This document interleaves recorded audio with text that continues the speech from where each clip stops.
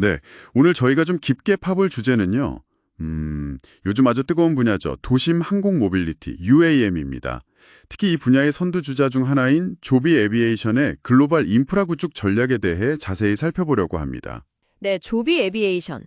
단순히 하늘을 나는 전기 비행기, EVTOL을 개발하는 걸 넘어서서 이거 실제로 띄우기 위한 어떤 인프라를 그것도 전 세계적으로 어떻게 깔고 있는지 보면 상당히 흥미로운 점들이 많습니다. 맞아요. 그냥 비행체만 덩그러니 만들어서는 사실 의미가 없잖아요. 이걸 어디서 띄우고 내리고 충전하고 또 관리할 건지 이런 인프라가 핵심인데 조비가 각 지역마다 좀 다른 전략을 쓴다고요? 그렇죠. 그게 핵심입니다. 뭐랄까, 일괄적으로 똑같은 모델을 적용하는 게 아니라 각 지역의 어떤 규제 환경, 도시 특성, 또 파트너십 같은 걸 다 고려해서 맞춤형 전략을 구사하고 있다는 거죠. 가장 먼저 눈에 띄는 것은 역시 두바이인 것 같아요. 자료들을 보니까 스카이포츠, 두바이 도로교통청, RTA, UAE 민간항공청, GCAA까지 상당히 굵직한 파트너들이랑 손잡고 DXV 버티포트라는 걸 짓고 있다고요? 네, DXV 버티포트.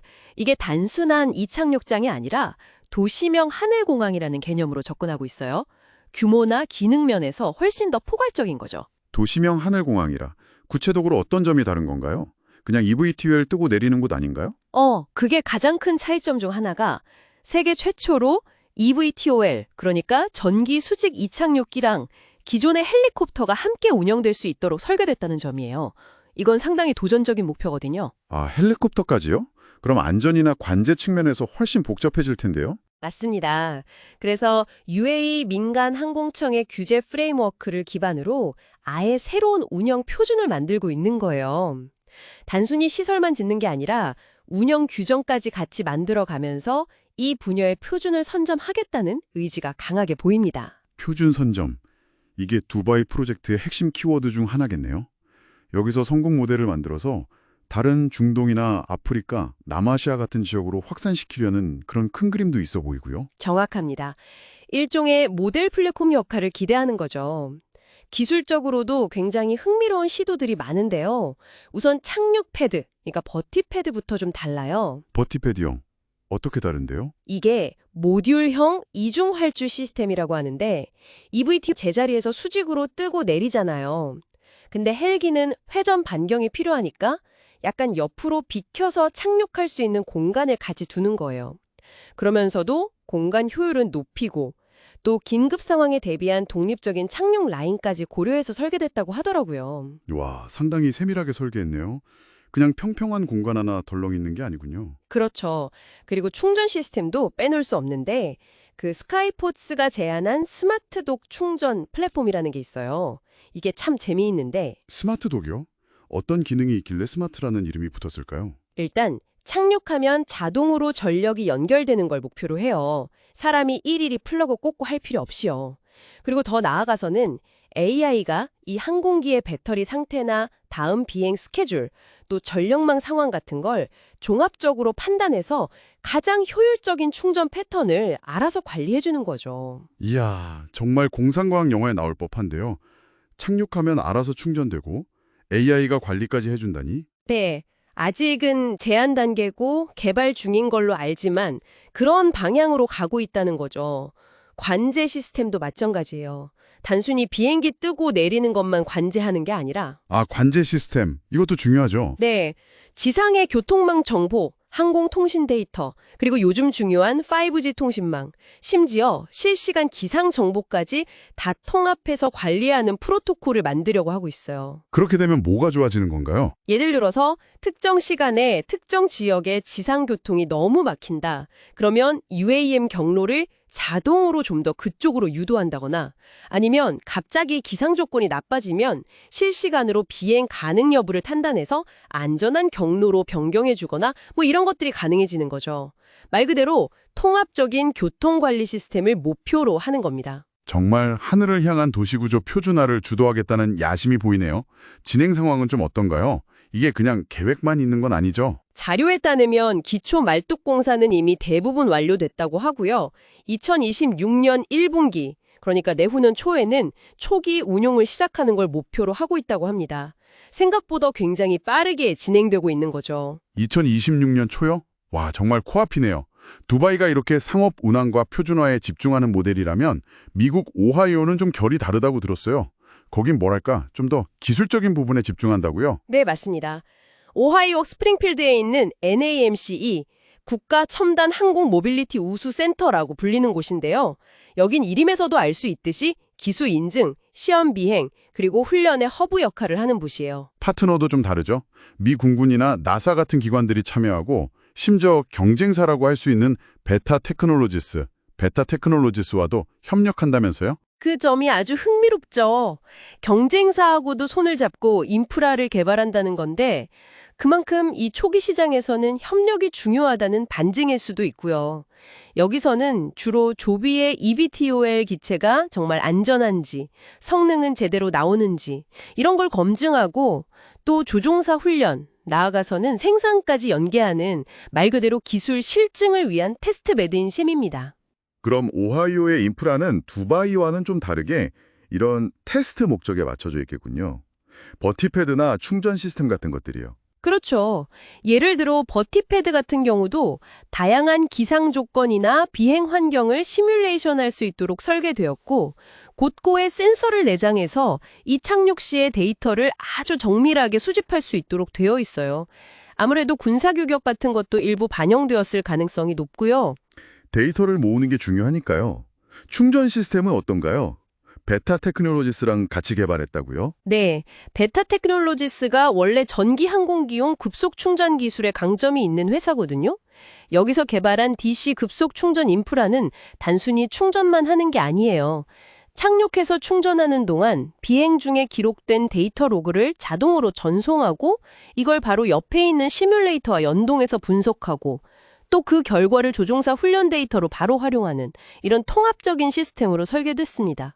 와, 착륙, 충전, 데이터 전송, 시뮬레이터 연동, 훈련 피드백까지 한 번에 이루어지는 거네요. 네, 특히 이게 FAA, 그러니까 미 연방항공청의 상업 운항 인증인 Part 135를 받기 위한 시험 절차의 최적화도로 만들어졌다는 점이 중요합니다.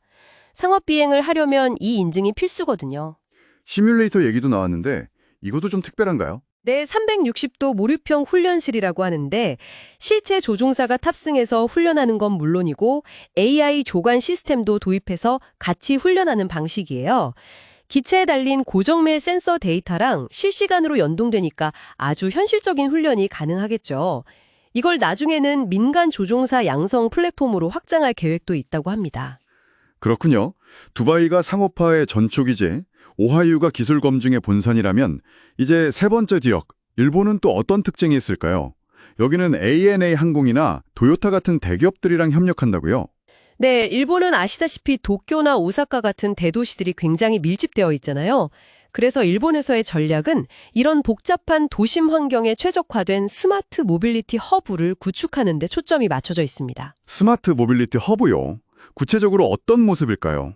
예를 들어 버티패드 같은 경우 넓은 땅을 확보하기 어려운 도심 특성을 고려해서 빌딩 옥상이나 기존 주차장 위, 심지어 철도역 상부 같은 공간을 활용하는 방안을 구상 중이에요. 그래서 아주 초소형이면서도 효율은 높은 구조가 필요하겠죠. 공간 활용을 극대화해야 하는군요. 네. 그리고 시간당 이착륙 횟수, 이걸 회전율이라고 하는데 이걸 높이기 위해서 슬롯 기반으로 자동으로 항공기를 배치하고 관리하는 기술 같은 것도 고려되고 있습니다. 좁은 공간에서 최대한 많은 비행기를 처리해야 하니까요. 충전 방식도 좀 다를 수 있겠네요. 도심에서는 빨리빨리 충전하고 다시 떠야 할 텐데요. 그래서 일본에서는 충전 시간을 아예 없애기 위해서 배터리 팩 자체를 교체하는 방식이 좀 유력하게 검토되고 있어요. 마치 전기차 배터리 교환 스테이션처럼요. 아, 배터리 교체식이요. 도요타가 참여하니까 이게 좀 더 현실성이 있겠네요. 기존 전기차 배터리 인프라랑 연계할 수도 있을 거고요. 그렇죠. 도요타가 가진 배터리 기술이나 물류망을 활용할 가능성이 충분히 있습니다. 심지어는 배터리 팩을 드론으로 배송해서 교체하는 시스템까지도 고려하고 있다는 얘기도 있더라고요. 정말 다양한 아이디어가 나오네요. 관제 시스템은 어떻습니까? 일본은 또 지진 같은 자연재해도 자주 온 편인데 이런 부분도 고려해야 할 텐데요. 맞습니다. 그래서 일본 정부가 이미 추진하고 있는 UTM, 그러니까 드론 같은 무인기 교통관리 시스템이랑 조비의 UAM 시스템을 어떻게 연동할 것인가가 중요한 과제고요. 또 ANA 항공이 가지고 있는 기존 공항 관제 노하우를 어떻게 접목할 것인지도 논의 중입니다. 지진 같은 비상 상황 발생 시의 대응 능력도 중요하겠네요. 당연하죠. 비상 착륙 지점 확보라든지 안전한 긴급 회피 경로 설정이라든지 이런 일본의 지형적 환경적 특성에 맞는 기술 최적화가 필수적입니다.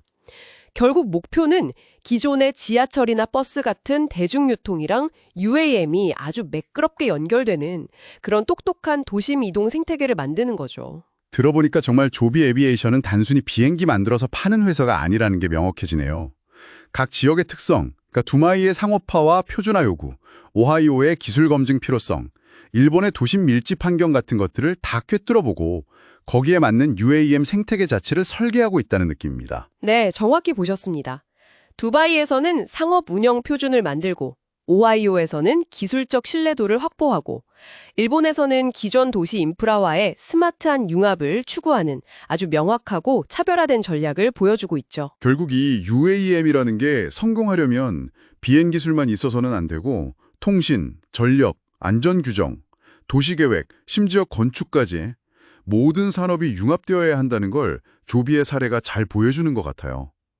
이런 인프라 구축 경쟁에서 앞서 나가는 게 미래 모빌리티 시장의 주도권을 잡는 핵심이 될 것 같고요. 맞습니다. 미래 모빌리티는 정말 이런 인프라 싸움이 될 가능성이 높습니다. 조비는 그 싸움에서 상당히 유리한 고지를 선점하기 위해 발빠르게 움직이고 있는 거죠. 네, 오늘 조비 에비에이션의 글로벌 인프라 전략을 쭉 살펴보면서 막연했던 UAM 시대의 모습이 좀 더 구체적으로 그려지는 것 같습니다. 단순히 이동수단 하나가 더 생기는 차원이 아니라 우리 도시 전체의 구조와 시스템을 바꾸는 그런 거대한 변화의 시작점에 와 있다는 생각이 드네요. 마지막으로 청취자분들께 이런 질문을 한번 던져보고 싶습니다. 오늘 살펴본 것처럼 지역별로 특화된 다양한 UAM 인프라 모델들이 있잖아요. 두바이식 통합 플랫폼, 오하이오식 테스트베드, 일본식 스마트허브. 과연 미래에는 이 모델들이 결국 하나의 표준적인 형태로 수렴하게 될까요? 아니면 각 도시의 개성이나 필요에 따라 계속해서 이렇게 다양한 모습으로 공존하게 될까요? 흥미로운 질문이네요. 정답은 없겠지만 앞으로 UAM이 만들어갈 미래 도시의 모습을 상상해보는 좋은 계기가 될 것 같습니다.